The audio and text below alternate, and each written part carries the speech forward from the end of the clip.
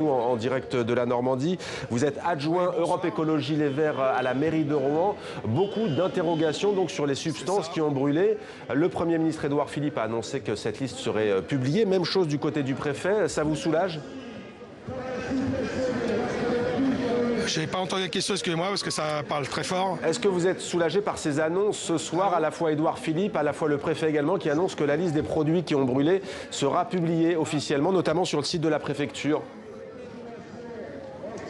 Oui, bien sûr qu'on est soulagé, mais la question c'est qu'il a fallu 5 jours, presque 6 jours pour obtenir cette liste, alors qu'on sait très bien que les autorités préfectorales l'avaient. C'est la loi, c'est la règle pour les usines Seveso. Donc 5 jours de mobilisation, des milliers de gens qui se plaignent, des milliers de gens malades, des milliers de gens qui demandent des comptes pour finalement avoir ce qu'on aurait dû obtenir dès le début de cette crise.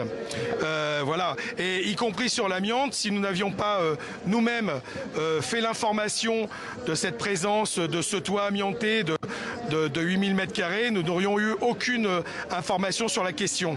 Donc voilà, bien sûr que nous sommes soulagés d'avoir la nature des produits qui ont brûlé, qui étaient dans ces entrepôts, parce que ça va nous permettre maintenant de voir la nature de ce qui est l'intoxication certaine de milliers de personnes sur notre ville, parce que cette fumée, elle a été extrêmement forte, extrêmement puissante pendant des heures très importantes et pendant des heures où les autorités préfectorales n'ont pas donné l'alerte, pendant les heures où les autorités préfectorales n'ont pas fait en sorte que les populations puissent se protéger comme elles auraient dû se protéger par rapport à cet événement. Jean-Michel Bérégovoy, ce matin, il y a eu la mise à l'arrêt préventif de l'usine Borealis près de Rouen après une perte d'alimentation électrique. Faut-il fermer, selon vous, tous les sites classés Seveso, les centres urbains? Ça n'a pas été le cas depuis AZF à Toulouse, notamment en 2001. 2001, mais aussi 2013, chez nous, il y a déjà eu un incident avec la même usine, l'usine Lubrizol. Donc oui, bien sûr qu'on ne peut pas garder ces sites dans les hypercentres d'agglomération. On voit bien, au moindre incident, ce sont des milliers de personnes qui peuvent être potentiellement touchées.